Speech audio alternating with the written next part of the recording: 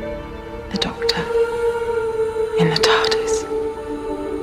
Next stop, everywhere.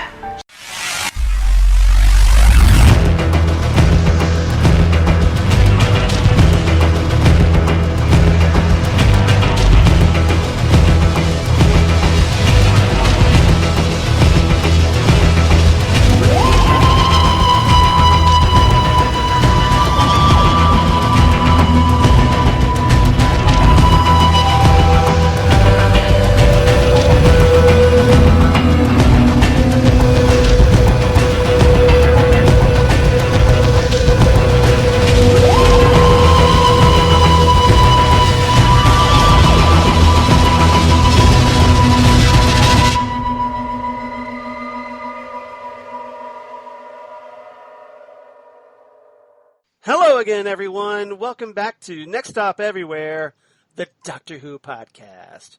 I'm one of your co-hosts, Charles Skaggs, back in the TARDIS, ready to talk some Doctor Who with my wonderful partner in time and just all-around wonderful person who's been very complimentary to me on Twitter recently, Jesse Jackson. How you doing, Jesse? I am great, Charles. Yes, one of those. There's several podcasts like Podchaser and other things that were, and they were asking like, say something nice about your podcast co-host, and I was like, oh, well, that's easy to do. So basically, yes, lie. No. Hey, I feel like we're in a Peter Davison episode because we have a full set of companions in the TARDIS today. We're getting there because yes. Yeah. So joining us is not just one special guest companion this time, because one special guest companion is not enough to talk about the episode we're going to be talking about here today. So we have two, count them, one who's appearing for the very first time. So first let me introduce someone who has been long overdue on this podcast. It was kind of brought to my attention recently that how wonderful this guest is and how great it would be to have her on. And I kind of thought about it, and I was like, it's kind of ridiculous that we have not have any of the Southgates from the Southgate Media Group on this podcast so far. So with that in mind, I reached out, and she was kind enough to accept. So please welcome, for the very first time, Martha Southgate from the Southgate Media Group. How you doing, Martha? I'm doing well. Yay! Welcome. I'm very excited to be on. We're very glad to have you. Appreciate you making time for us. And, hey, if that isn't enough for this podcast, joining us all the way once again from Italy, the country that actually knows how to deal with the coronavirus, apparently, DJ Nick, welcome back to Next Stop Everywhere, sir. Always glad to have you on here as well.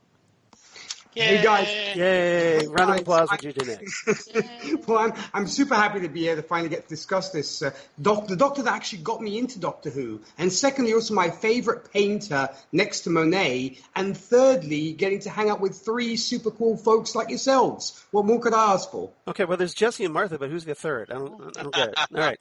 So here, episode 193, we're getting up there, getting close to 200. We are going to be talking, of course, Vincent and the Doctor, the 10th episode from Series 5, all the way back in 2010. So this one's going to putting on its 10th anniversary. It's been quite a while. And obviously this was a very popular one. Jesse, this is one that you and I have been talking about here on, wanting to discuss here on Next Stop Everywhere for a long, long time. And finally, we're doing this. So is it living up to the hype so far? Hopefully, what's interesting is when you do a Doctor Who podcast, it's really easy to, if you want, to cherry pick all the great episodes, and we've done a good job of mixing in episodes that are not as strong, and when we do our discussion. But when I was watching this, Chris came in and said, "Oh, you're watching Doctor Who." And I said, yeah, this is universally would be included in people's top 10 episodes. I think this would be in the discussion of favorite episodes. Yes. And I I don't know if this would be number one for me, because The Doctor's Wife would be pretty tough discussion. But it's, as they talked about, Joe Montana may not be the greatest quarterback in NFL history, but he's in the discussion. And I feel like that's this episode. This is in the discussion of the best Doctor Who episode of all times. So this is the old quarterback from the 80s discussion. No. Oh, okay. Just checking. Yes. Just checking. All right. So, Martha, you had expressed that this was a very important Doctor Who episode for you. So was this your gateway episode or just a personal favorite? I'm trying to get a handle because obviously we haven't talked here on Next Stop Everywhere. So if you would, could you please share a little bit about like what made this episode so special for you? Yes. I was not raised with any science fiction, fantasy, anything in my childhood, and anything like that was mocked. You know, it was not. And I'm 8 out of 9 kids, and so it was pretty. That's a handful. Yeah, and being 8, that's not so good. Didn't work out too well for me, but 8's a lucky number. One of the strange pieces of fallout then was that I really struggled with anything, that wasn't fantasy or my reality, right? Yeah, right. And so I met Rob when we were 18 and started dating him, and we've been together for 30 some years. And that poor man, it was like, oh, yeah, Star Wars? No, like nothing. I mean, nothing. And so one of the things that sort of for those years, because he's always been a Doctor Who fan, was, trying to figure out how to break through that barrier. And yes, that's something for a lot of spouses have to suffer through. Yes. Yeah. Especially, trying to get your spouse introduced. Yeah. Yeah. And how do you go? And especially someone like me, where it's like you really kind of have to go around the block a little bit because you can't come at me, And I would just be like, oh, this word TARDIS, like I'm not watching a show that's what is a TARDIS, So I just really struggled with that. And so we had a daughter and she got into Doctor Who at 5. And so one, yeah, I know. So see, we raised her better, but, you always want your kids to have a better childhood than you had. So yes, I did that. There you go. So they came to me one day and said, "We think we know what to do." And I said, "Okay." And they're like, "Will you please sit down and watch this Doctor Who episode?" I was like, "Yeah, no, I'm out." And they said, "No, it's about Van Gogh." And I went, oh, art. Okay, that's how you get me into just about anything. And so they sat me down and they said, just if you hate it, you never have to watch it again. Right. But you think you'll like this one. And I sobbed like I've never sobbed in my life. And I loved it. And I was like, oh my God, this is the greatest show that's ever existed. And so it completely turned me around. But, so I thought maybe if I came on and explained to people who have spouses and they're frustrated and they go, but I know that this person would like it if they would just give it a chance. Sometimes you just have to find their, what it is, that little hook that will make them go, fine, give me something to eat and, and make sure it's about something that I am passionate about. Something they can latch on to, yeah. And then hopefully the other stuff, the show will do its job and everything will fall into place and they'll love it. Or at least go, you know what, I'll keep watching this with you. And then they'll learn. But for me, it was 100% like knocked me on my butt. And I was just in awe of every aspect of this show. That's great. And then we did a podcast.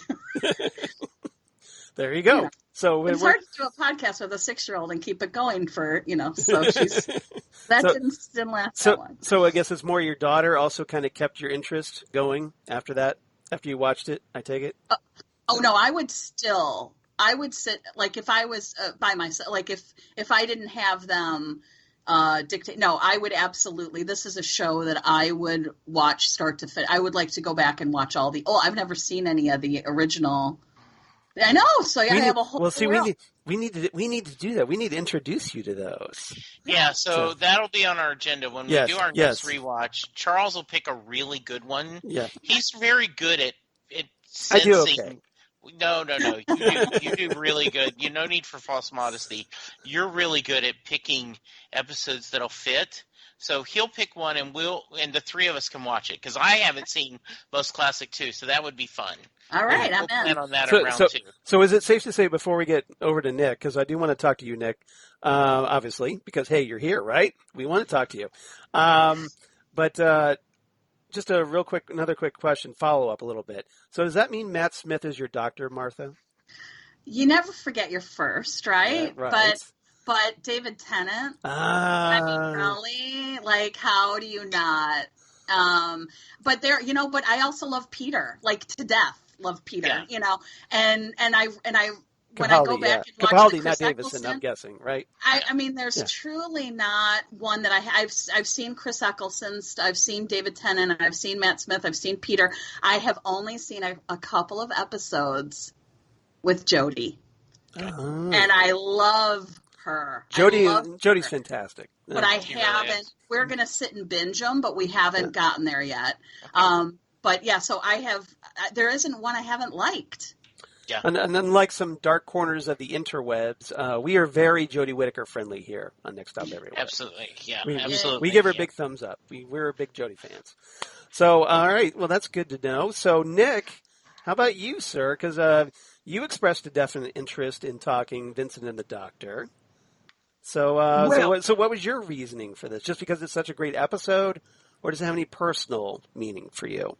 Well, first off, as I mentioned before, Vincent van Gogh is one of my favorite painters, next to Monet. I mean, because I just love the man to death. But before I actually give also my first impressions and, why this episode means so much to me, I don't want to sound like an enunciation Nazi here, but I wanted to start off by saying that in preparation for this episode, I was schooled by my mum when it came to how you pronounce Vincent's last name. Right. As in this episode, everybody's all over the place with how it is pronounced. And my mum, being South African, also speaks Afrikaans, which is an evolution of the Dutch vernacular, which was actually spoken by the Dutch settlers when they came to South Africa, and is basically a daughter language of Dutch. And it was then, of course, adopted as the country's second official language. And therefore, from what I've learned, and she repeated it me till I was blue in the face, the correct pronunciation is apparently Vincent van Gogh. Now, just like Leonardo da Vinci, right, I will be referring to Mr. Van Gogh now just as Vincent, because that guttural sound takes a toll on somebody who's not used to speaking a language with such guttural sounds as Dutch. So I'm just going to refer to him as Vincent.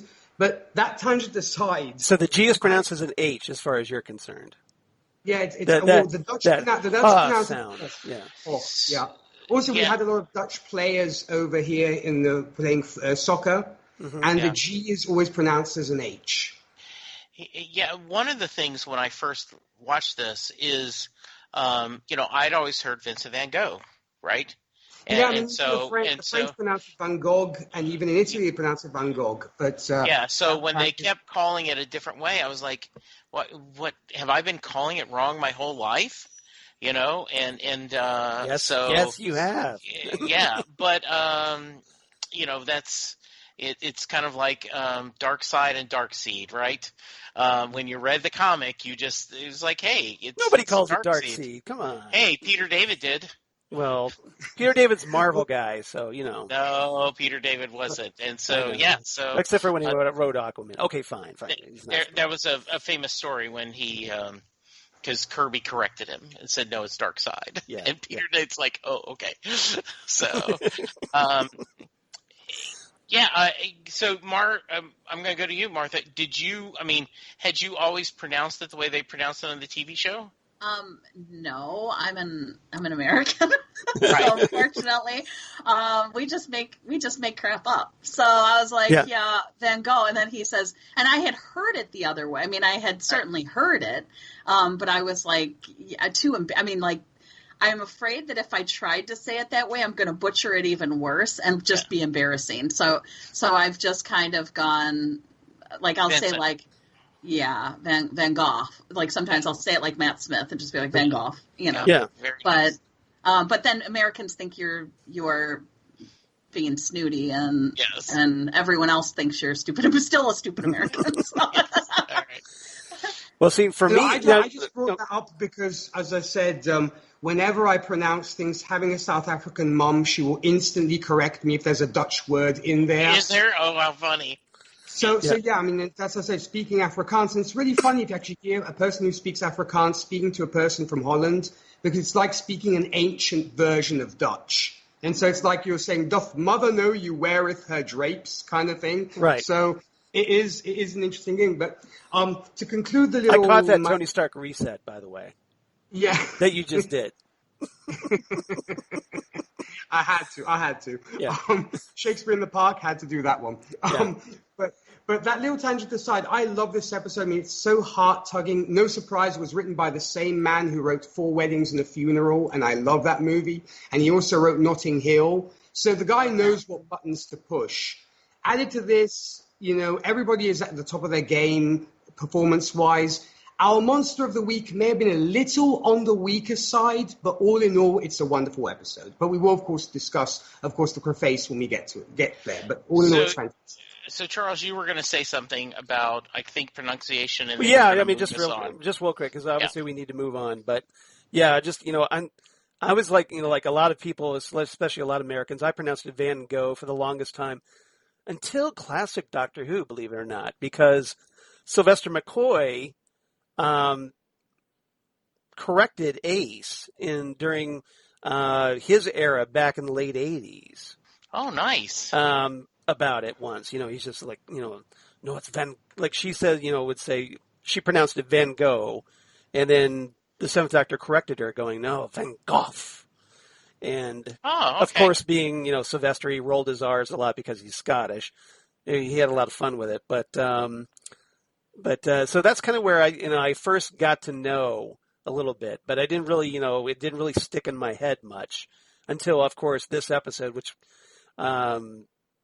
pretty blatantly, pronounces it Van Gogh. So for the sake of this episode, I'm going to go ahead and pronounce it Van Gogh, but I'm not going to admonish anybody because, hey, let's live and let live. That's what I say. So yeah, I think Bill Nighy is the only one who pronounced it with a harder sound, more like Nick was saying, right? Because when he first said it, I was like, oh, I really have no chance. He's also Scottish, if I'm not mistaken, isn't he?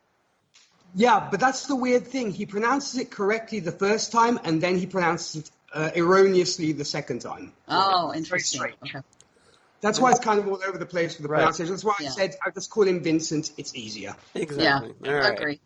All right. So Nick mentioned the writer of this episode, Richard Curtis, who, as Nick said, wrote 4 Weddings and a Funeral, Love Actually, Notting Hill, a lot of British rom-coms. Bridget Jones's Diary.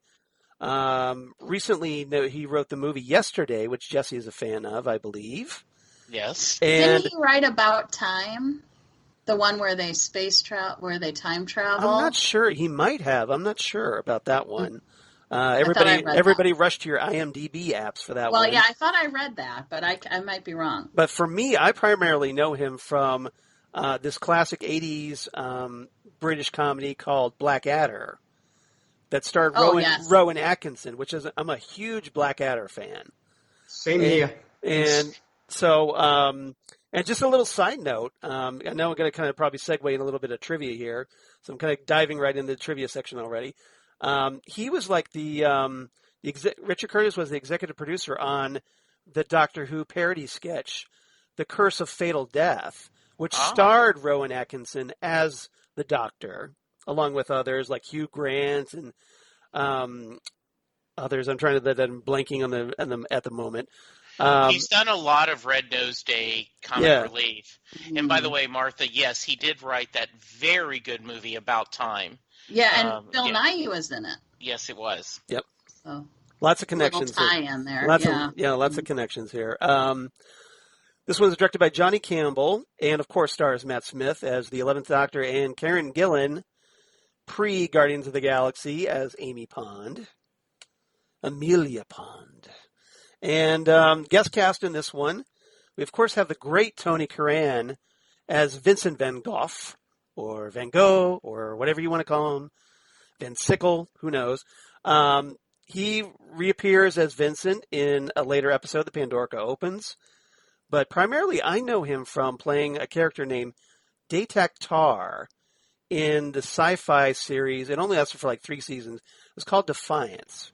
Yes, he was very good in that. He was extremely good in that because he was kind of like the long-term big bad on that show.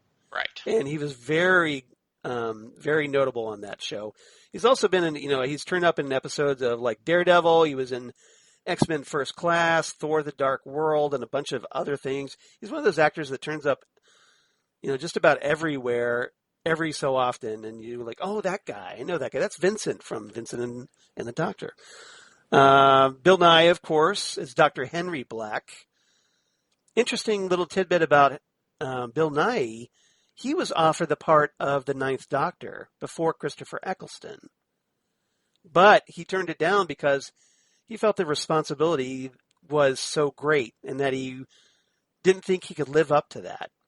So we almost had Bill Nighy as the Doctor.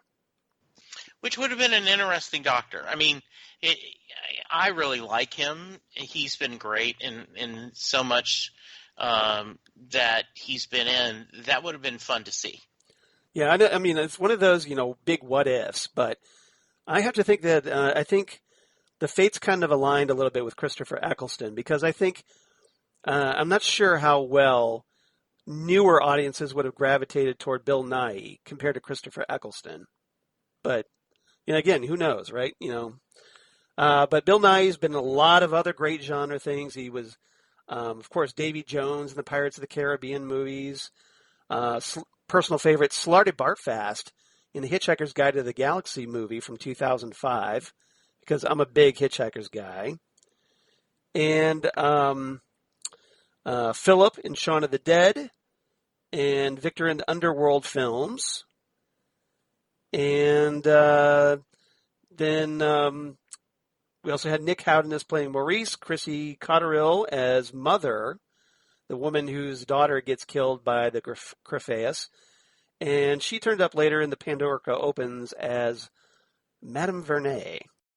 Trivia, the only other bit of trivia I have in this one, the Van Gogh works that were referenced in this episode include, so if you're an art geek, you may have noticed, of course, Church at Auvers, Bedroom in Aries, the Café Terrace at Night, Still Life vase with 12 sunflowers, Portrait of Dr. Gachet, The Starry Night, Wheat Field with Crows, Vincent's Chair with his pipe, Self-Portrait with a Straw Hat, and Almond Blossoms get referenced in this episode.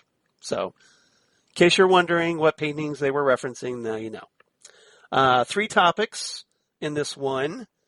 So, of course, the big topic that we're going to be talking about here, The Starry Night, topic number 1, where obviously we're going to talk the Doctor, Amy, and Vincent. So, obviously there's, this is the heart of this episode. We have Amy Pond being taken to the Musée d'Orsay in Paris because of the 11th Doctor following, of course, on Amy losing Rory without her even realizing it because he gets erased from existence, but with only the Doctor remembering him, takes Amy to the museum to see the works of her favorite painter, Vincent van Gogh, and then gets involved in a little bit of a mystery as the Crephaeus appears in the Church of Auvers painting that catches his notice. So, of course, hey, what better way to solve this mystery than to go back and meet up with Vincent van Gogh? And we're off to the races. So this is just a great character study. A lot of incredible performance by Tony Curran, and a really great look at Van Gogh's mental illnesses without playing them for laughs, which I really appreciated by Richard Curtis in this script. So, Martha, let's start with you first, since you're new here. What did you make of our trio in this episode? Did you enjoy the performances, or obviously you're a big fan of the episode, so I'm guessing you did. Yes, and I wanted to be their best friends, and I wanted to go live there with them and paint and hang out for the rest of my life. I thought they all did a brilliant job, and I thought they had great chemistry. That's great. Just were there any particular scenes that kind of stood out for you, or just some particular character traits of Curran's performance of Vincent that stood out? Well, sorry, I didn't mean to cut you off there. No, you're fine. One thing that I absolutely, I think was one of my favorite elements of the whole show was, and maybe the whole series so far that I've seen, is that all the sets were from his paintings. And so that thrilled me to no end. And I just loved, as they'd go to the various things, it would be the painting. So I really loved that. And, so you recognized a lot of them right off the bat then? Yes. And then let me think what else. God, there were the scene. Now, I saw this episode quite a long time ago because it's been 10 years since it's been out, and I saw it not too long after it came out. But the scene where they bring him back, and Bill Nighy's character tells him, what he thinks of Vincent, and I that has never left me. I can't tell you how many times I have thought about it and just thought, what a gift, and wouldn't that be amazing? And wouldn't you, if you were the doctor, and actually Amy, I would have been like, if I was Amy, I would have been like, who else can we go get? Right. Like, we need to show everybody. You know what I mean? Like, to me, that was just such a beautiful moment, and it could be because I come from a traumatic background, and so anytime somebody can show you something, worthwhile about you, is right. Like a really special thing when you've been treated like he was treated, and so there may be some projection on my part, but I just have been so deeply touched by that scene. And it just changed me permanently. Well, exactly. That you obviously probably identified that with a little bit, that if you can, coming from that background, that you felt very sympathetic. I know for me, from my experience, as a writer, or any creative person out there probably could identify with the idea that you put your creative soul into something. And, maybe people don't recognize that.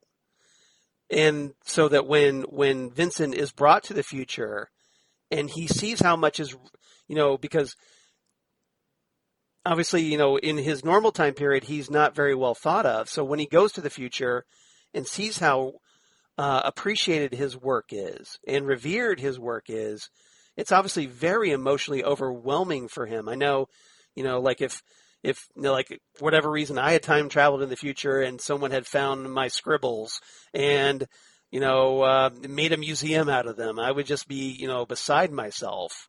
Like, really? Mm-hmm. You did this for me? So that's something that I personally identified with. And that scene meant a lot for me as well. Jesse, Jesse, how about you? There's a lot with these characters here. There's a lot goes on. So were there any particular highlights that stood out for you? When I rewatched the episode the other day, I'm always surprised how much of the episode is involved with tracking down the invisible beast. because that isn't what stands out to the episode for me.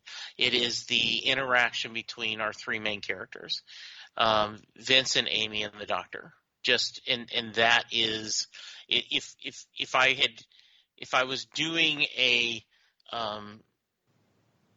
subset, like showing a chart of what percentage of the show, it would be like 3/4 of this would be just the three of them talking, and it actually isn't that much. I mean, that is the bulk, but there is a regular Doctor Who episode that's happening, and you are having a monster, but by far the emotional thing is it. And I agree with you, Martha. The idea of him going to the future and seeing that, and that scene when the museum shares that in many ways this is the greatest artist of all times and one of the greatest human of all times. Mm-hmm. Every time they say that, I cry, always. And then I even went out and bought the song that that's played. Chances by Athlete. The Athlete, yeah. Athlete, yes. I bought that song to have on my my iTunes playlist, because it just works so well, and the power of that is such a beauty. And there's funny in this. There's the comedy of the ginger and the back and forth, and the way that you would think it would get silly, but it isn't. When Vincent doesn't think any of the paintings are valuable, so he's painting over them. He's putting pots and leaving rings on them, and they're just like, oh my god, and that works. So I'm going to hush up now and let Nick and Charles share some of their thoughts. All right, well let's go to Nick, since he's being so polite in the background, lurking in the background. So Nick, how about you? Any particular highlights that stood out for you in this episode from our three lead characters in this?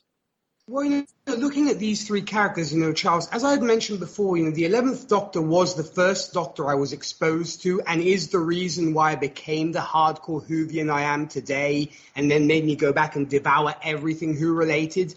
And I actually think this is one of those episodes where the Doctor really shows off his more human and empathetic qualities. And also, if you put it into the grander scheme of things, he's also doing his best to shoulder the loss of Rory and Amy on the surface completely forgetting he even existed. So he has that on his back to deal with already.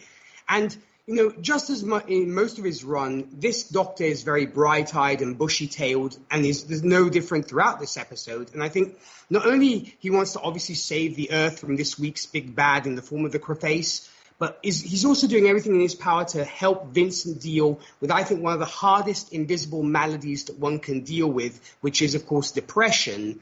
And I actually feel that is the true villain in this episode. I think that is why the Croface can only be seen by Vincent, just like only he can see the demon that is depression.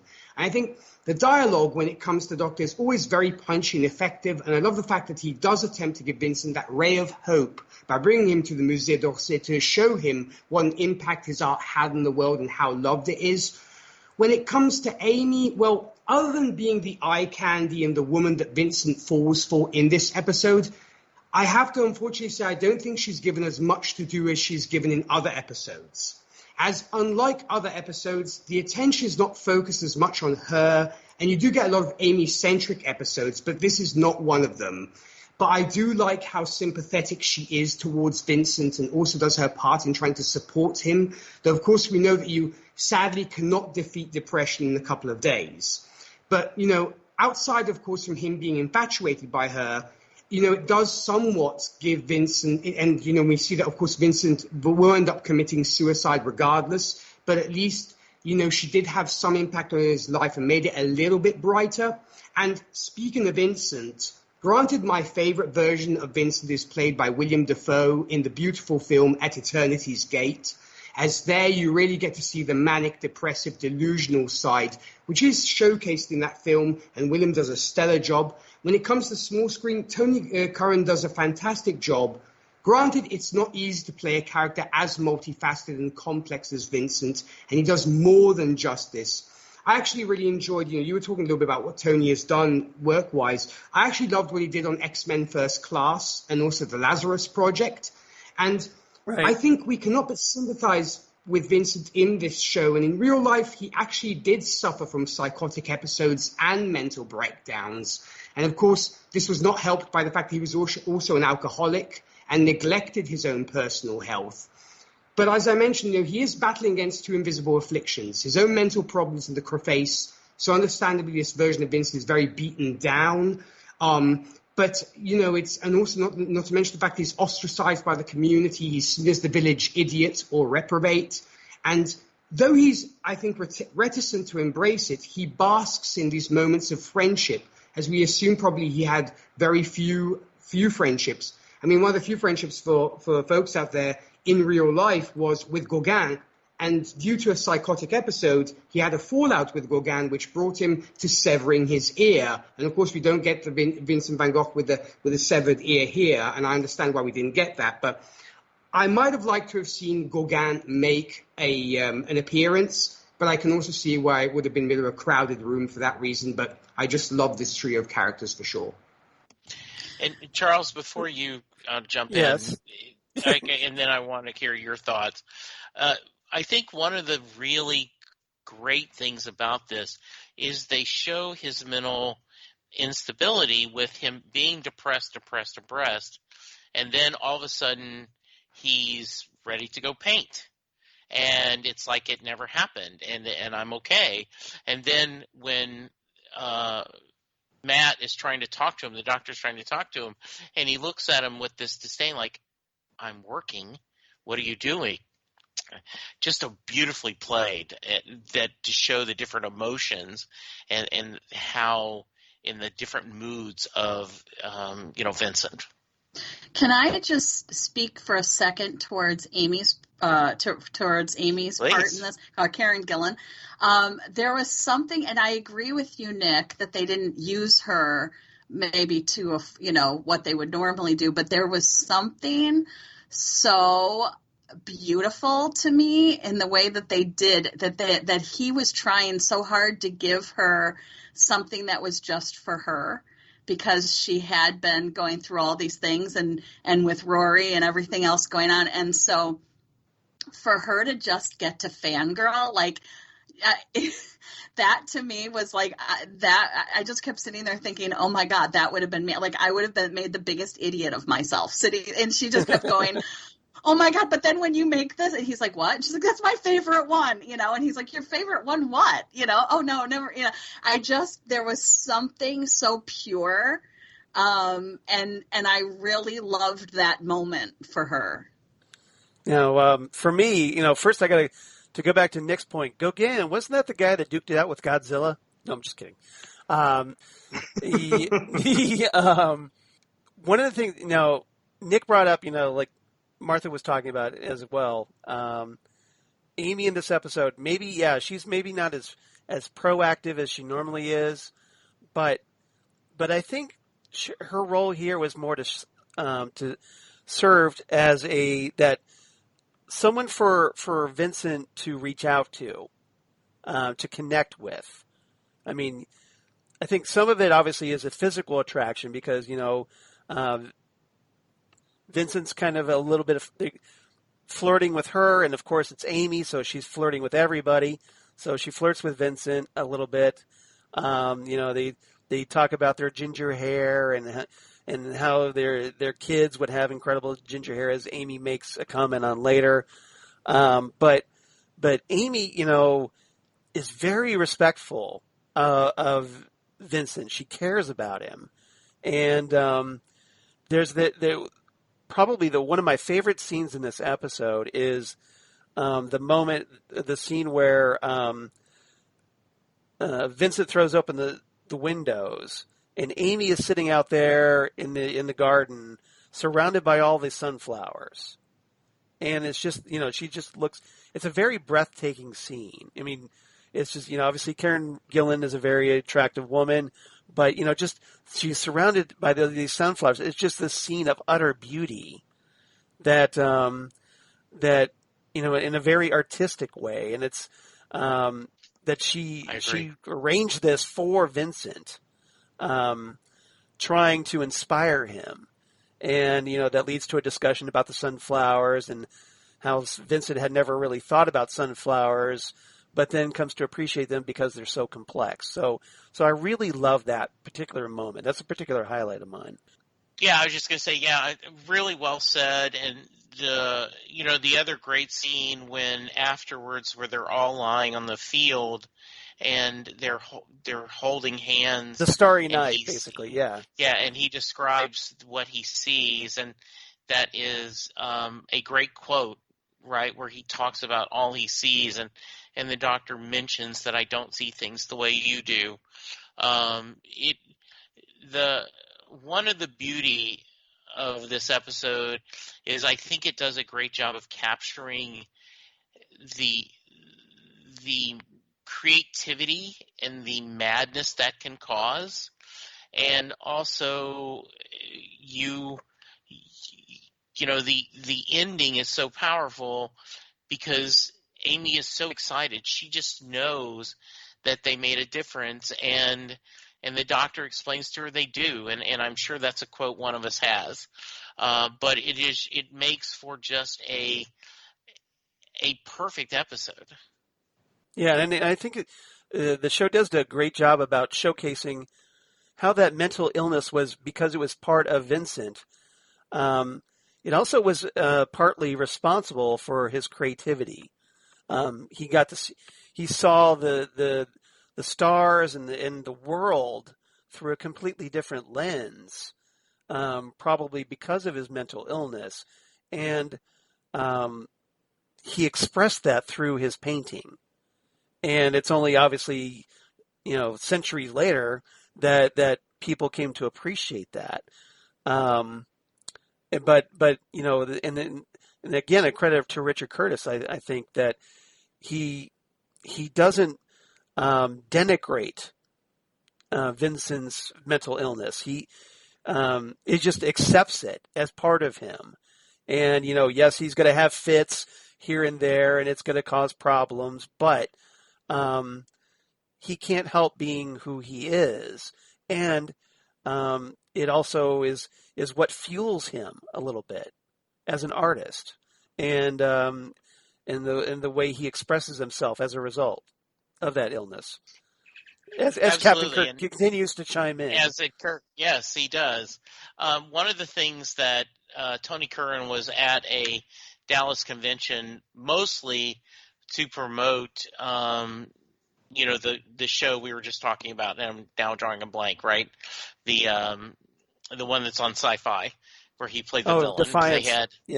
Defiance. But I was able to. Tom did a sketch of him as Vincent, and he signed it and talked about how much he loved it.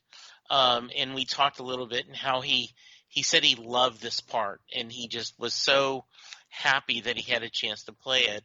And we'll go to Martha and Nick again, but you mentioned about the madness. You hear stories all the time about people who don't want to take their meds because it makes them feel differently. And you often will hear stories about people who are creative, they're comedian or writers, and that being on their medicine that stops them from being and I don't want to be like manic or whatever mental illness they're having. They don't want that because it takes the edge off. And so I think this, as you said, shows a really beautiful of how that unfortunately drove part of the creativity of that. Yeah, it doesn't stigmatize mental illness. It kind of embraces it it focuses on the positive of it, which is something I really appreciate. Nick, do you have anything else to add? You're awful quiet over there, so I thought I'd check in to make sure you still have a pulse, sir. I'm still alive and breathing. All right, good, that's good. We have the cameras off, so I can't tell what Nick is up to, lurking in the background. No, I'm good. No, what I wanted to add, you're talking about this, whole thing of the insanity and genius almost kind of thing. It also did remind me a little bit of the version of Professor Nash that Russell Crowe played in The Beautiful Mind, and I kind of got that vibe as well. As A Beautiful Mind immediately came into my mind, and it does come to my mind every time I watch this episode because of that reason. Because for folks who have not seen A Beautiful Mind, definitely check it out because it's beautiful regardless whether you're mathematicians or not. It's one of Russell Crowe's best portrayals as, of course, the amazing John Nash. So definitely check that out. And I think Russell Crowe does very much, I think, what Curran does in this version of how do you play the whole thing of dealing with mental issues and being a genius at the same time. So I just wanted to add that kind of a Beautiful Mind thing that came to me as well. Exactly. So Martha or anybody else, do you have any further thoughts on this topic before we move on? I don't think so. I think we've covered all of it. Yeah. All right. Yeah. I'm okay. good. All right. Let's move on. Topic number 2. So for topic number 1, we have the Starry Night. So topic number 2, let's talk the Church at Aver. And this is where I want to talk about the Crephaeus, something I consider a rather disappointing monster, and a monster that doesn't really, I think is rather tragic, because essentially, as we find out through the course of the story, that the Crephaeus was left behind because it was blind, and it just happens to be invisible to the naked eye, the normal naked eye. Vincent is able to see it because of his illness, presumably. But this poor creature is invisible, can't be seen, and is blind, and then ends up being stabbed and murdered by Vincent's easel. So it seems like a rather tragic, rather undignified end for this creature. So I was wondering, anybody who had thoughts about this? Jesse, do you have any thoughts about the Crephaeus? We'll start with you maybe first. Well, yeah, I do think it's a sad ending, and the show acknowledges that when the Doctor says sometimes winning doesn't feel like winning.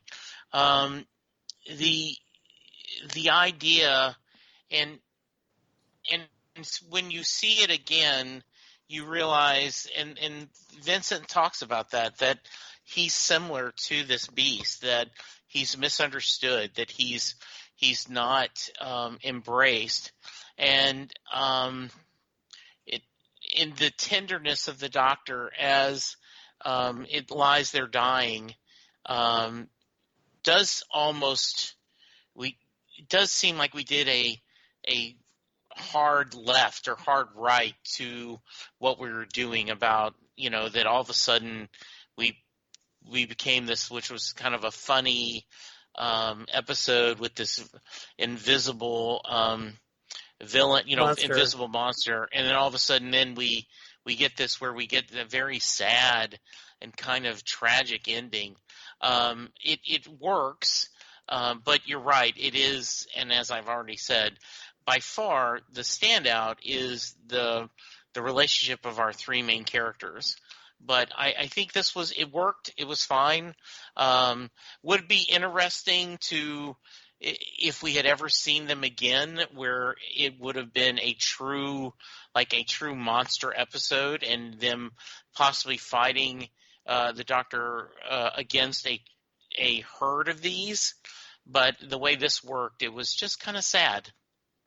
Yeah. So did you appreciate it more as the Crephaeus just being mostly a metaphor for how Vincent was treated? Yes, that's how I looked at it. Okay. I think that's a fair way to look at it. Nick, do you have any thoughts about the Crephaeus? Well, like you were both saying, Charles, I suppose you could consider this a C-list or even a D-list villain, if we want to call it that. But because if memory serves, I think this is the first and only time we get the Crephaeus so far. And, yes. some may see Okay, so now I remembered correctly. Some may see it, I think, as a rather throwaway character, and yes, we have seen that trope where just because it's different and it's alien doesn't mean it's evil. And I think that is the case here, as I think we find that this member, like you were saying, the Crofface, was left behind because it was blind. So I think we do learn, of course, that they could be a rather ferocious and dangerous foe at their peak. But I think, like you were both mentioning in this case, it is definitely a personification of depression and also what depression can do to a person. And I found that side to be very potent and significant. Here's the funny part. The creature design did remind me of the giant chickens we got in an Italian parody film called Chicken Park, where basically it's Jurassic Park with chickens, and there's actually one American actress, Demetra Hampton, who's in there. And basically they have this park of giant chickens, so I immediately thought of Chicken Park. That did make me chuckle inappropriately sometimes, but I did see what they were trying to do with this character, and I appreciated it. And like Jesse was saying, I would actually be curious to have our heroes face a pack or herd of Crofface, as I think it does sound like it could get dangerous because, one, you can't see them, and two, we hear they're incredibly vicious. So yes, indeed, this character, I think it was mainly an allegory, if you will, for depression. Yeah, I mean, it almost seems like this Crofface was a misfit, as we're told, he's left behind because it's blind. So, obviously, Vincent kind of feels that as well from being a misfit from society because of his illness. So it's very easy to make those comparisons, I think. Martha, do you have anything else to add about the Crofface? Yeah, for me, I agree with what you guys are saying in terms of it being an allegory for his, his mental illness. But also, I know for me, like when I sat there watching it, I was like, oh, Iron Giant or E.T., like, that sad one that got left behind and is acting out because it's scared. Right. But once again, agreeing with you, I would absolutely love to see them fight a group of them, because that would be badass, because they're really hard to, hard to fight against. I just think it would be interesting, and they're pretty interesting creatures. But I think in this one, it was sort of, it was not very scary to me, and it wasn't not like they usually are, you know what I mean? And I think it was because it just felt like a sad, scared, out of place child or something, Yeah, and I kind of wondered about that a little bit too, because this creature was invisible, that it was kind of hard to really get to appreciate it, because most of the time, you had the actors kind of like, taking objects and trying to, impale it or move it or what have you. And you didn't really get to see it all much. Now, granted, it was probably really great for the effects budget, making it invisible for most of the episode. But as a result, I don't think it kind of kept you from connecting to that creature at all. And now that you guys bring it up, I think, if these creatures are supposedly so vicious, maybe it would be interesting to see them, the ones that, are indeed vicious. And if it was like a whole pack of these things, whether, how formidable they would be, especially if they're invisible, right? So it's like, kind of picture like a bunch of invisible rhinos, rampaging, how potentially disastrous that could be, I guess. Mm-hmm. Mm-hmm. Very much so. Charles, now I want invisible raptors in the next Jurassic World. Right? Yes, there you go. I like that. No. You want invisible dinosaurs on a spaceship, sir. There you go. As well. How great would that be? But raptors Right? maybe a little bit more. Well, right. All right. So we're going to like a whole Doctor Who Jurassic Park thing. I think we're going for. All right. Topic number 3, unless anybody has anything else they want to add. Let's move on. Topic number 3, The Good Samaritan. And this is a reference to Dr. Henry Black, Bill Nighy's character at the Musée d'Orsay. So Nick, let's start with you first on this one. So, what did you make of Bill Nighy's performance as this museum director who has such a deep appreciation for Van Gogh, and especially his the great scene we talked a little bit about that where Vincent comes to the future and Dr. Black says those wonderful words about him without even realizing that the man he's talking about is right there in that very room. Well, you know what? When it comes to Bill Nighy, he's another actor I've enjoyed in multiple mediums. And Charles, you mentioned a few of the things that he's been in. I would also like to add, for all you Lord of the Rings fans, I would suggest you check out the BBC full cast dramatization, which is actually available now on digital platforms too. He plays a brilliant Samwise Gamgee beside Ian Holm, who plays Frodo in that version. So definitely check out. It is. Yep, it is incredible. Yeah, Ian Holm actually started off playing Frodo, then became Bilbo. Yeah, so folks, I remember that. Definitely check out this great version, because Bill Nighy is almost unrecognizable in how well he plays Samwise, but it's fantastic. Outside of that, of course, I've loved him in Love Actually, Shaun of the Dead, and tons more films. When it comes to the character himself, he is very much your art critic snob at first, who has that rather dry sense of humor. Or heck, I even thought of the guy who would sell you comics, and might not give you the time of day unless you knew your stuff. He kind of gave me a little bit of a comic book guy vibe from The Simpsons, right, as it were. Because the guy knows his stuff. It's like, if you don't really know your stuff, he's kind of going to ignore you. But I did love him and the Doctor when they compared bow ties. I thought that was fantastic. And the three of you already mentioned the famous scene that we get when Vincent gets to admire his art on, all over the place, people loving it. That scene brings me to tears every single time, especially then you have athletes playing in the background. So I will mention that I was hoping for Don McLean's Starry Night, which is one of my favorite songs.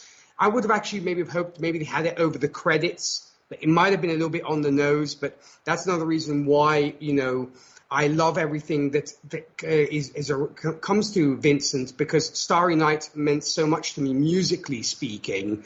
And of course, it's one of my favorite paintings. I wish I had the original. I have a replica on my wall, but yeah, so it was just a beautiful, beautiful scene. I love that kind of evolution, as it were, that we got with Dr. Black. Because first, he's your typical art critic, art snob, as it were, but that speech he then gives, when the Doctor asks him, so how would you describe Vincent van Gogh? It's like, that brings me to tears every single time. I'm right there with Vincent, just crying my eyes out. And I said to myself, I promised I wouldn't cry this time. I looked at my cat and I said, Cat, I'm not going to cry this time. You watch me. And yet, no, the tears came flowing down again. So it was fantastic, for sure.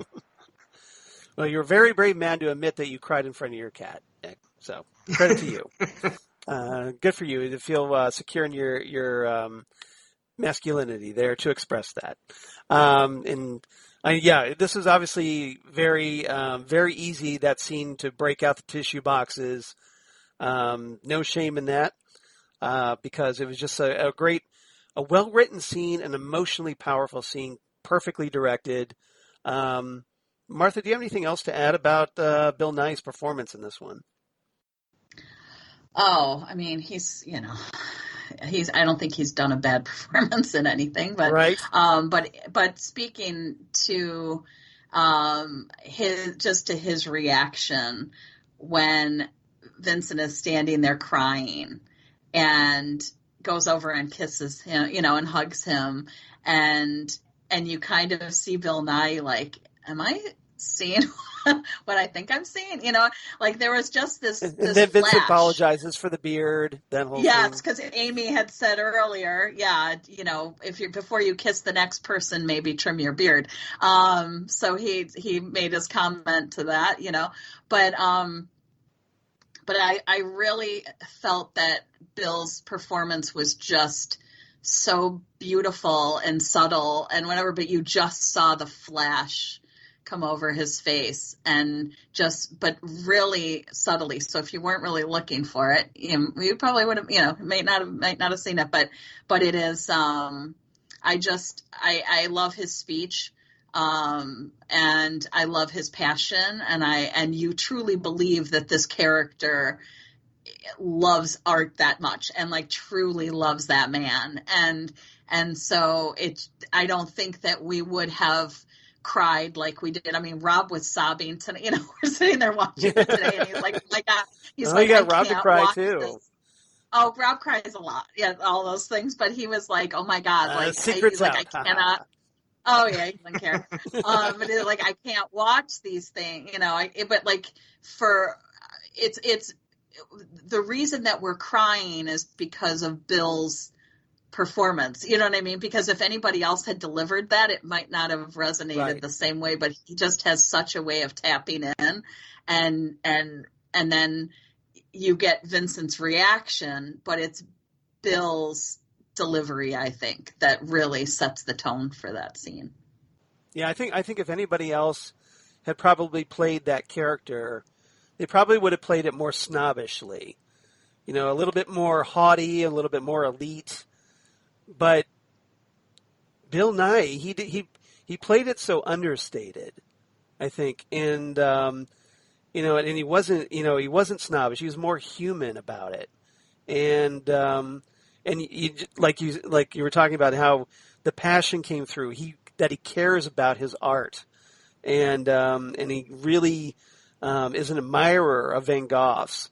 So then he's able to express that, and I think does just a wonderful delivery. Jesse, any other thoughts you want to add about Bill Nighy, or do you want to share with the consensus on how awesome he is? Yes, very much awesome. I do agree. He's uncredited. Right. Which I think is just really nice. According to IMDb, he slipped in, did this one day and left.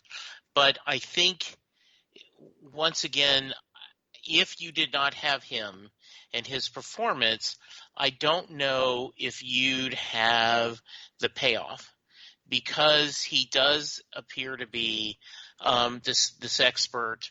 You got the very funny scene where nice bow tie, oh yes, and they kind of an exchange back and forth between him and Matt. The which Mutual Admiration I always, Society there. Yeah, I always love the bow tie jokes. Right, it just makes me happy, and then to see, big question, and then when he talks about that. I agree with you guys. There is tears in my eyes right now as I talk about it. To have your life's work being validated in that way. I put myself in Vincent's shoes, and to have someone speak that eloquently and that passionate about your work that in your mind is not worth anything. And no, it isn't enough to change things, and time cannot be rewritten, except the times it can be rewritten, Right. as this story needs. Yes, as the story needs, and that's okay. I'm not criticizing. That's the reality. It just makes perfect, and you're right. I mean, then even when he kisses him and makes the joke about sorry about the beard, and Martha mentioned, he looks and like, is that? No, it couldn't be. Just he does like a double take and is like, nah, yeah, yes, absolutely. It's just a fantastic performance, and I'm really glad that Bill Nighy was willing to do that. And like Jesse said, yeah, he wasn't even credited. So he did it because he had the opportunity and just kind of, like Jesse said, slipped in and did that. And it was just a wonderful, great cameo, great appearance. All right. Anything else about this episode that anybody wants to talk about before we move on? Any other final thoughts? I don't have any. I think All right. Okay, so let's move on to favorite quotes.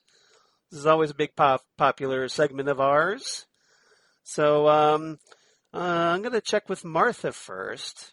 Martha, do you have any favorite quotes from the episode you'd like to share? Oh yeah. So I think my top three, because this one had quite a few, was definitely the bow ties, because that one is such an iconic line. Like I hear that all the time now. You know, it's like when he and I've seen it on merchandise and it's like a thing. The bow tie line. So I love that. And then the one where when the doctor is talking to,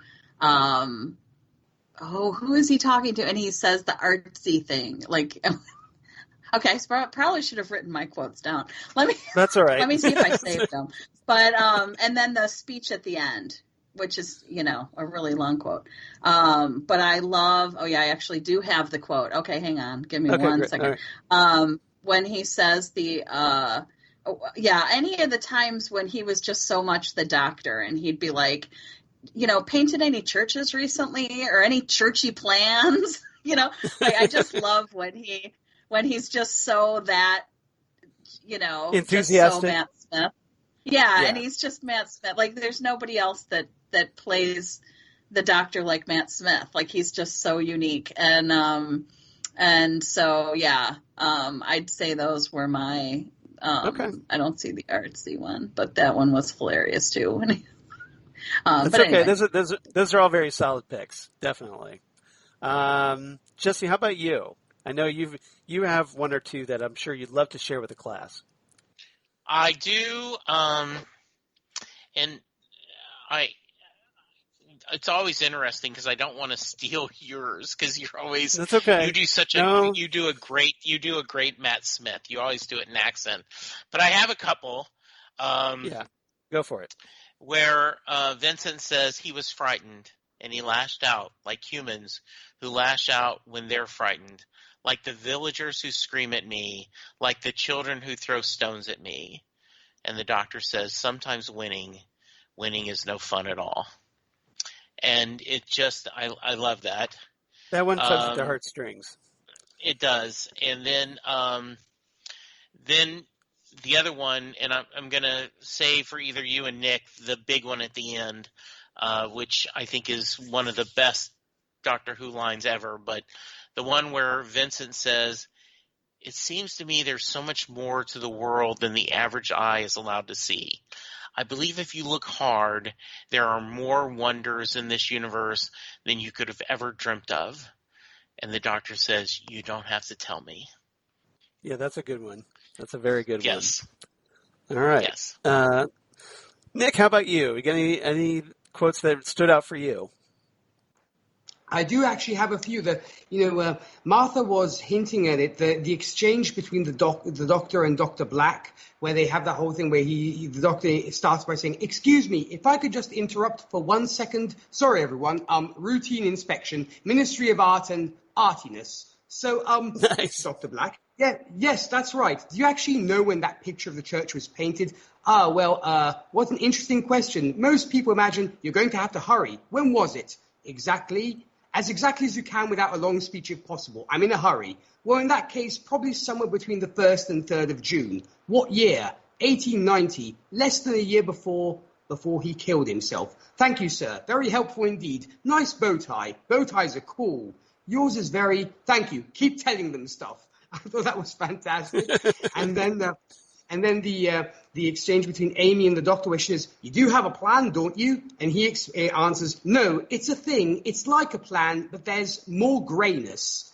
And then Vincent and the doctor, Vincent who says, "It's color that holds the key. I can hear the colors. Listen to them. Every time I step outside, I feel nature is shouting at me. Come on, come and get me. Come on, capture my mystery." And the doctor goes, "Maybe you've had enough coffee now. How about some nice calming?" Perhaps whenever you have someone who makes Matt Smith look calm, right? Yes, good. Says a lot.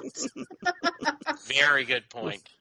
Well, to be fair, Vincent was probably in the like that borderline fit there, that manic depressive, I guess, a little bit. So many great quotes in this one. I love the doctor when he's saying, where he's getting a little frustrated waiting around for the Crofeus to show up, and he goes, "Is this how time normally passes? Really slowly, in the right order? If there's one thing I can't stand, it's an unpunctual alien attack."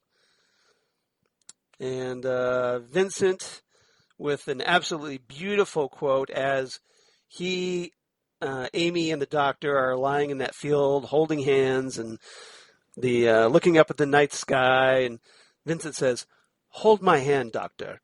Try to see what I see. We're so lucky we're still alive to see this beautiful world. Look at the sky.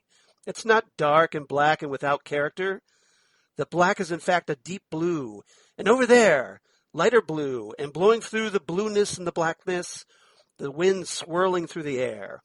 And there, shining, burning, bursting through, the stars.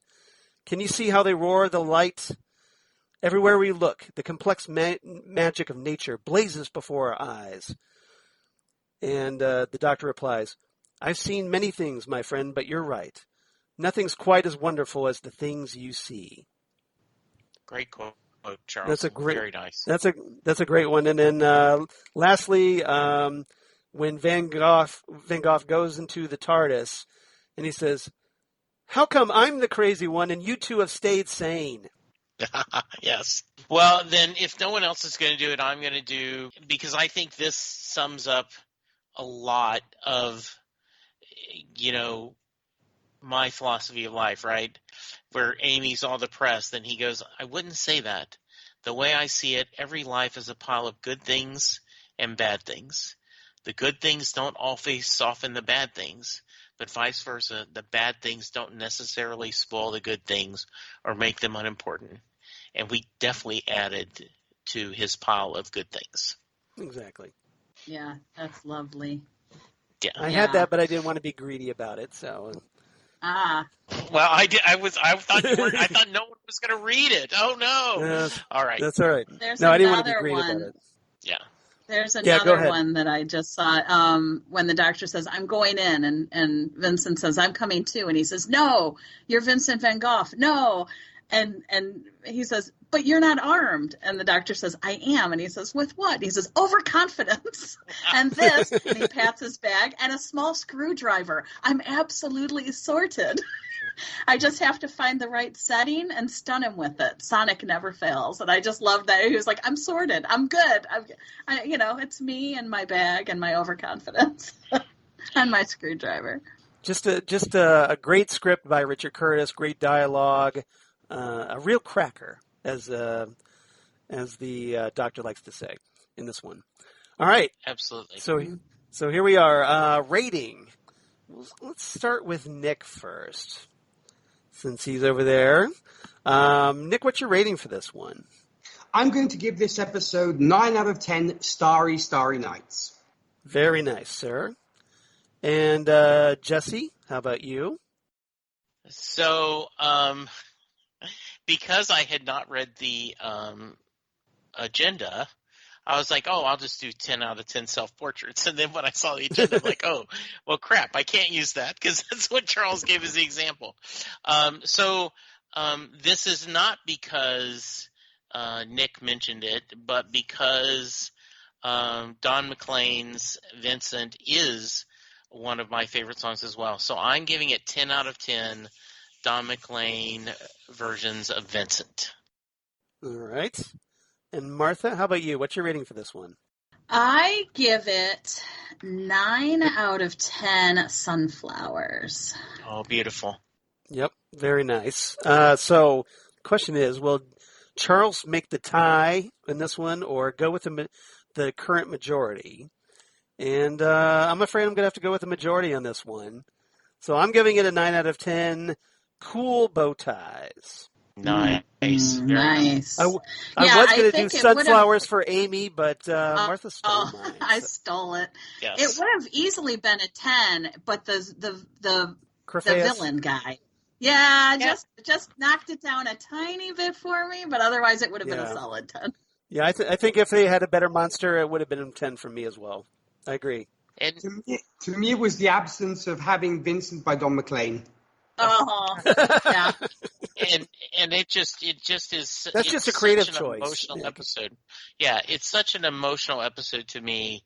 I don't doubt that I'm judging it with a biased heart, Yes. but because so absolutely. That's Hey, okay. You're perfectly Charles, entitled, Jesse. That's why we're here, Mhm. right? I think All we've right. got feedback, don't we? Well, we do, but can I do my reverse the polarity segment first? Oh, yes, I'm sorry. Please do your This is severity. this is what you get for not looking at the agenda, sir. Absolutely. All right. So before we get into our feedback, because we got a lot of feedback, so I'm going to have to try to breeze through this as quickly as possible. But if you loved Vincent and the Doctor, and hey, who doesn't, right? As we've proven, and you're looking for something kind of similar in the same vein, and similar. So why don't we, if you want something in that vein from the classic era, how about we reverse the polarity of the neutron flow back to 1979, which I'm going to recommend City of Death, which was the second serial from season 17 in 1979, written by, quote-unquote, David Agnew. And yes, I'm doing the Dr. Evil air quotes, David Agnew, that was actually a pseudonym for David Fisher, the late, great Douglas Adams, and Graham Williams. And in this episode, the story, rather, while in 1979 Paris, so there's a connection right there, France, and the Fourth Doctor and the Second Romana sense the effects of a time distortion and observe the Countess Scarlioni using an alien device to scan the security systems at the Louvre, which is housing Leonardo da Vinci's Mona Lisa. They meet Inspector Duggan, who suspects the Countess to be involved in an ongoing art theft scheme with her husband, Count Scarlioni, and the three investigate the Scarlioni mansion. There they find equipment used to experiment with time, the source of the time distortions, as well as 6 exact copies of the Mona Lisa.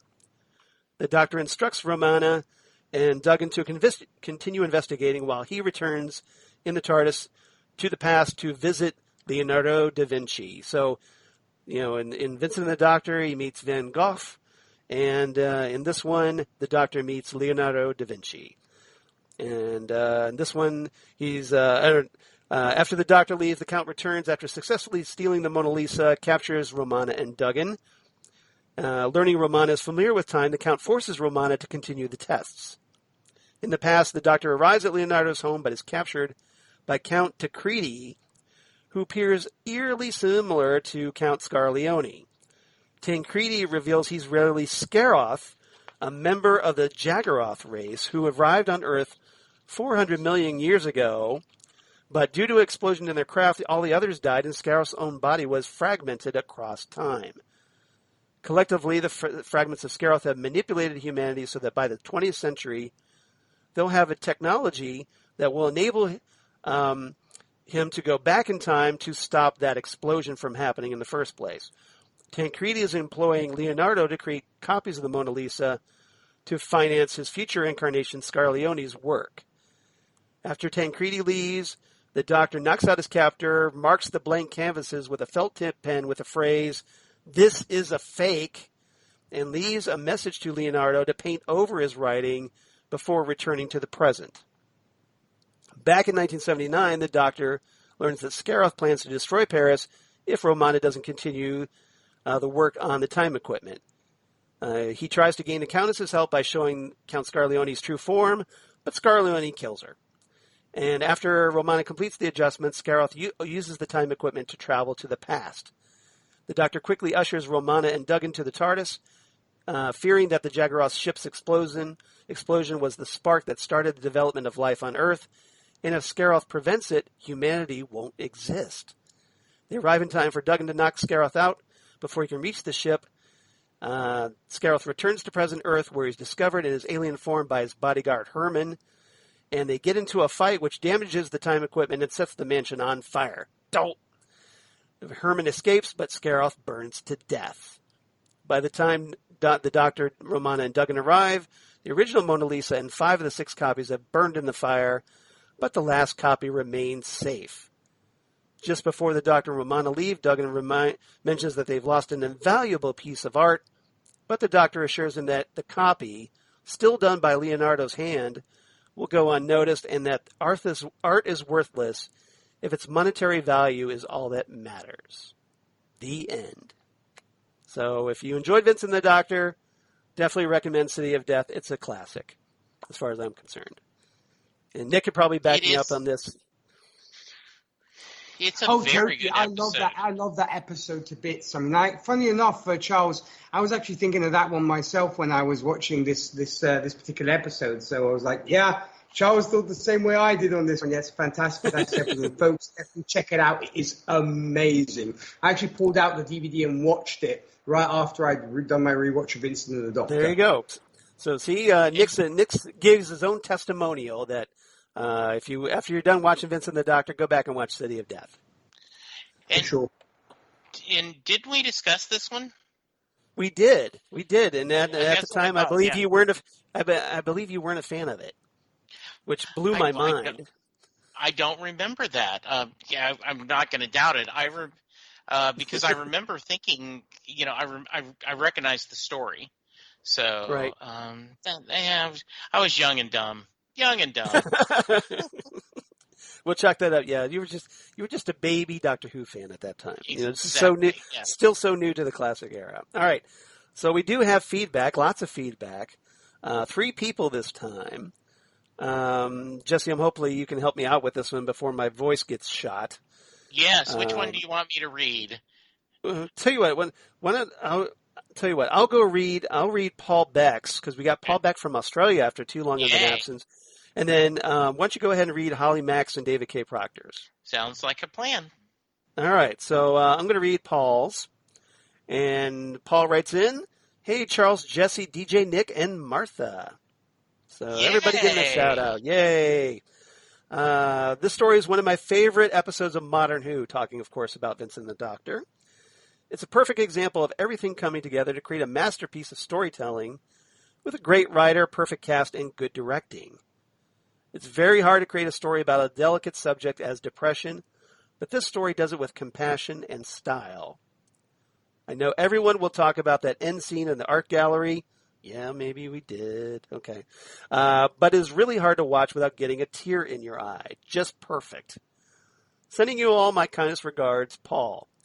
P.S. I am so sorry that I haven't been able to email lately. This pandemic has me literally working 7 days a week for the last 10 weeks. Yikes. Trying to keep my wife's business going and reopening my own has been very taxing. Both Linda and I enjoy our weekly dose of you guys, and that has helped us to keep us going. So thank you, in all caps with a smiley face. Take care. So thank you, Paul. Yes, thank you very much, Paul. It's always great to hear from you, and I'm sorry to hear that you guys are working yourself so hard with the coronavirus crisis, but please know that all of our thoughts are always with you, because you've always been such a wonderful supporter of our show, and so we want to support you in return. And I'm sure Jesse will back me up on that. I absolutely will. I agree. Please keep doing what you need to do, and thank you for the kind words. And I do. And thank you for listening. Yeah, I'm glad to know that we're a bright spot in your week. All right, so Holly Mack also says, hey, Charles, Jesse, Nick, and Martha. So, yay, we all got a shout-out. Like almost everyone, this is one of my favorite Doctor Who episodes. There's so much I could say about this episode. I don't know where to start, but I will keep it short. Bill Nighy as Dr. Black is perfect casting. Amy solving Van Gogh's predicament by buying a bottle of wine. Love the TARDIS face alien recognition system. Amy bonding with Vincent over her sadness, keeping Rory's loss tucked away. She doesn't remember Rory, which I thought we didn't talk about that too much, but I thought that was really poignant. Back to her email, the friendship that formed between the three of them was just brilliant.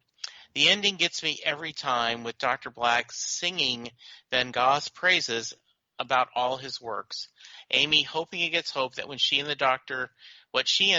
Doctor did for Vincent, and there would be more paintings, was heart-wrenching. The Doctor was right. They did add a great heap of good things to Vincent's life. I'll wrap it up here. Holly from Wisconsin. Thank you, Holly. Thank you so much, Holly. Always great to hear from you. Yeah. And lastly? Yes. So David K. Proctor says, hey, fellas, great Matt Smith episode. Vincent van Gogh isn't someone I had a lot of knowledge about, but I have certainly dealt with people who see the world differently and depression and mental illness. This show dealt with that in a good way and showed that even though depressed, he wasn't what a layman would call crazy. I know that term isn't PC, but I'm trying to show that the writers did a good job of showing him as troubled and still worthy of respect as a hard-working man. I like the sci-fi parts as well, but I mostly think about the human part of the story. The fantasy bit where they took him to the Paris Museum made him feel good about himself is heartwarming. I give this episode 9 out of 10 bits of ear. I see what you did there, David. Another note, my wife... You notice they didn't address that in the episode. Yeah. Another note, my wife and I received a puzzle based on Stormy Night with the TARDIS, the absolute hardest puzzle we've ever attempted, and the only one we've ever put back in the box unfinished. Looking forward to next week and set listing Bruce. Be strong, be safe, be well, David. Yeah. Thank you, David. Yes. And yeah, it's now I really want to finish that puzzle for him. So exactly. Now I kind of want to know what makes that so tough. I want to kind of tackle that one.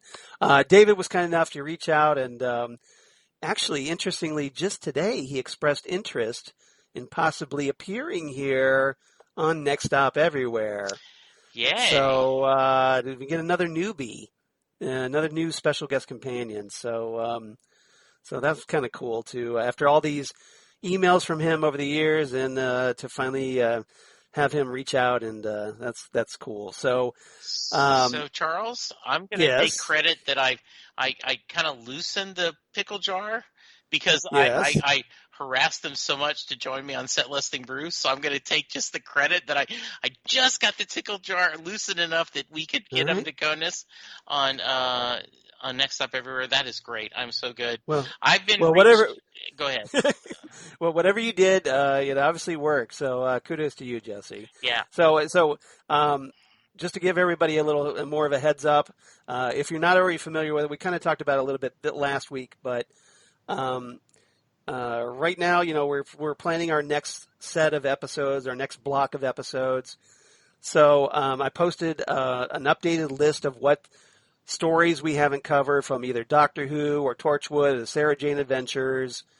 So if there's any that you feel really passionate about, you want to talk about that we haven't already covered, or just go ahead and reach out to me.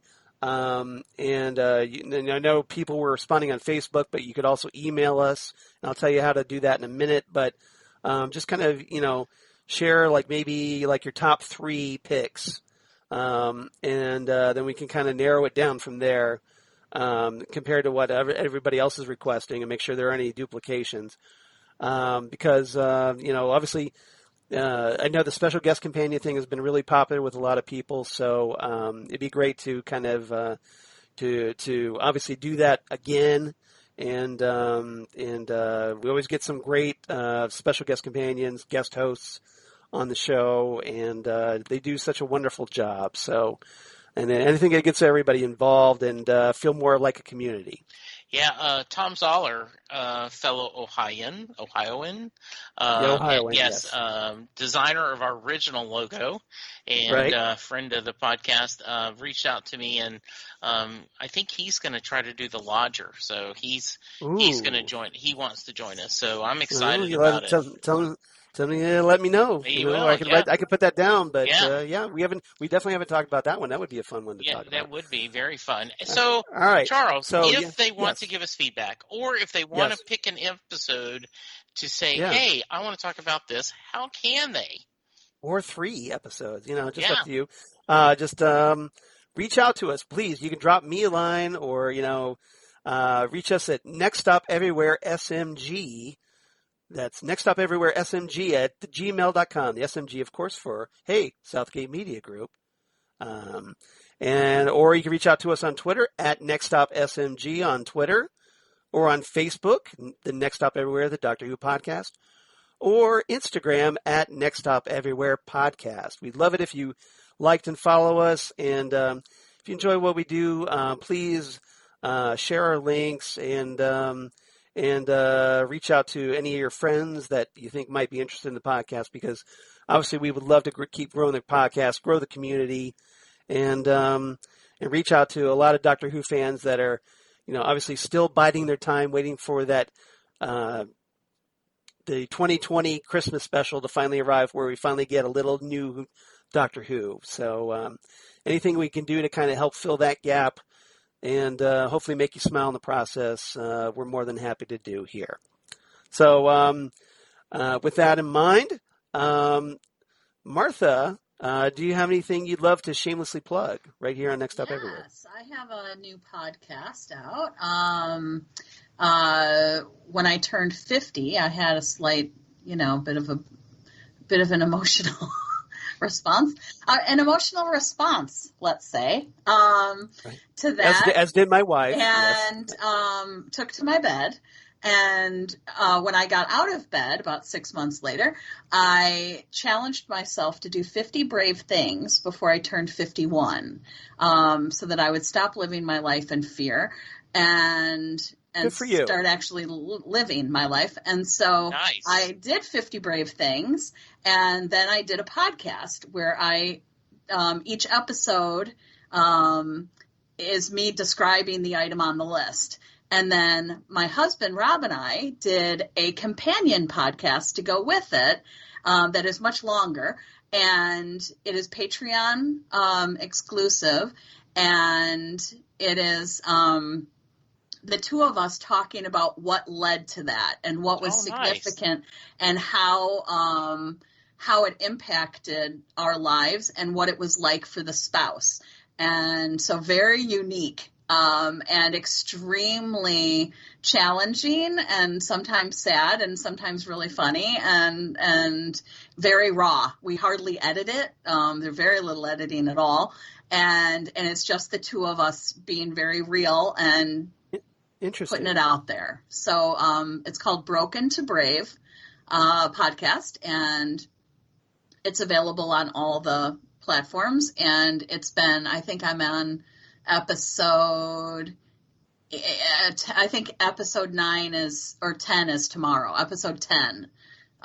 So I've gotten that far. All right. Good. Very nice. Sounds good. So everybody check that out. Anything else, Martha? I don't think so. Mm-mm. All right. Nick, how about you? Okay, so when it comes to me, for you country music lovers, I also host the radio show Whiskey and Cigarettes, where we play traditional country, today's country, and everything else in between. For more about that and how and where to tune in, you can visit our website. That's whiskeyandcigarettesshow.com. Podcast-wise, I have recently joined the Titan Talk family, and I'm super, super honored and proud to say that, where myself and you, Charles, are currently discussing the second season of Doom Patrol and having a blast doing so, and that's called Yes, we are. Titan Talk, the Titans podcast. Speaking of superheroes, if superhero movies are your speed, I also host the Happiness and Darkness podcast, where we review superhero movies from the big two, of course, and also Dark Horse, Image, and more. If you'd like to join me on there and discuss a superhero movie of your choice, feel free to send an email at happinessanddarknesshow@gmail.com. We're on all the various social media, Facebook, Twitter, and Instagram. And last but definitely not least, feel free to also check out our latest project, Gold Standard, the Oscars movie podcast, where with co-hosts Zan Sprouse and Rachel Friend, we're reviewing all the movies that won the Oscar for Best Picture from 1927's Wings to the present day. Thursday, August the 6th, we'll be discussing the fifth film to win Best Picture, which will be Grand Hotel. And should any listeners wish to join us for that discussion or simply share their thoughts on that film, you can email us at goldstandardoscars@gmail.com. We love hearing from you guys, and we also appreciate the follow and support. That's Gold Standard, the Oscars podcast. All right. Everybody, please follow Nick on those podcasts, because he's amazing. Especially that Titan Talk podcast. I hear that's a really great podcast. That's a cracker. That's a cracker, exactly. Jesse, how about you? Where can they find you? Yeah, it is a great podcast. I love the discussions you guys have been having about Doom Patrol. With me, so Charles and I are going through every week on the Phantom Zone podcast. We are talking Stargirl. Just had a really great episode. I watched the latest one this week, and we'll be talking about it on Sunday. This is a fun series, and this is a series that if you are not watching, you really should. You should go back and binge either through the DC Universe or the CW app, and then come back and listen to us. By the way, friend of the podcast, Ken Schaefer, just watched Krypton, both season 1 and 2, and he said, "Is there a good podcast?" And I go, "Well, season 2, we might have covered those. We may have covered that. You should check that out." So I know he's going to go back and checking that out. And then the Set Listing Bruce is my music podcast where I talk to Bruce Springsteen fans from around the world.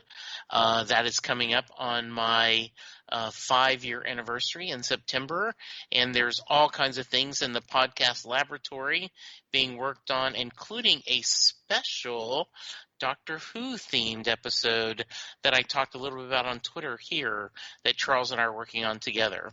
Charles, when you're not talking to me, what else are you doing on the internet? Well, practically everything, it seems. All right. So as for me, of course, you can reach me at Charles Skaggs on Twitter, at Charles Skaggs on the Instagrams, or my bloggy geeky things. Damn good coffee. And hot. Damn good coffee and hot, where I talk about all the stuff we talk about here on Next Stop Everywhere. Your Doctor Who, your Torchwood, your Sarah Jane Adventures, all kinds of comic book sci-fi news, all kinds of comic book TV news, and news of my other podcasts that I do for the Southgate Media Group, including the aforementioned Titan Talk, the Titans podcast that I'm currently doing with Nick, where we're talking Doom Patrol Season 2, which can be found on HBO Max and DC Universe, and then also the Phantom Zone podcast that I'm doing with Jesse, where we're talking Stargirl, and that's wrapping up here. We only got about a couple more episodes to go on that, a few more, maybe 3. And then have to figure out what we're going to be talking about after that. And then Ghostwood, the Twin Peaks podcast that I'm doing with Zan Sprouse, whom you've heard here on Next Stop Everywhere. And, hey, that Gold Standard podcast that Nick mentioned, and where we obviously talk Twin Peaks, and we talk all kinds of David Lynch. And if you know Zan, you know me, a ton of pop culture references. And we just have a ball having discussions. And apparently Nick has been enjoying our discussion so much because he's been going back through our Ghostwood catalog and says he's enjoying that even though he hasn't been watching Twin Peaks and isn't quite sure what we're talking about. I love it. You guys are the most wonderful accompaniment when it comes to doing my shopping. Well, we try, sir. And also, yeah, that's a great compliment. Yep. And so Nick has also mentioned that he recently watched the Twin Peaks pilot on yours truly's urging. And also, I understand that, hey, Next Stop Everywhere special guest companion Lee Leonard also recently watched the pilot. So maybe, hopefully, we can get one of or two of these guys to turn up on Ghostwood and talk about their respective Twin Peaks experiences. Who knows? Just thought I'd mention that. But other than that, I want to thank Martha for joining us. Martha, I hope you had a good time. I had a great time. Thank you so much. You did a wonderful job. Well, thank you. Great insights. Loved hearing from you or what your thoughts on this episode. And hopefully this won't be the last time we have you on the podcast. Hey, I'm always around. You're more than welcome. You're more than welcome to come back. We got plenty of Doctor Who to talk about. So yes. Or Torchwood or whatever floats your boat. There you go. So like I said, I got that list posted. So if there's any episodes that kind of like, ooh, I'd love to talk about that. Okay. Feel free to reach out, okay? Sounds good. All right, because you're definitely invited Thank back, you. obviously. Free and open invitation. And that goes for Rob as well, because we need to get Rob on here talking. Oh about yeah, he's ready, and Molly's ready. I think. She's ready, right? Yeah, we could make this a whole family affair. That would be a lot of fun.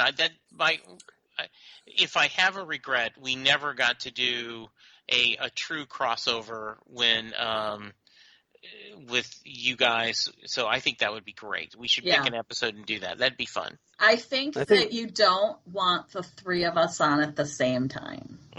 Oh, okay. Because I'm pretty sure that would devolve quickly. And no one would get a word in edgewise. We'd all be fighting, like yelling over each other. And I think. Well, hey, that's part for the course for this podcast. Come on. All right.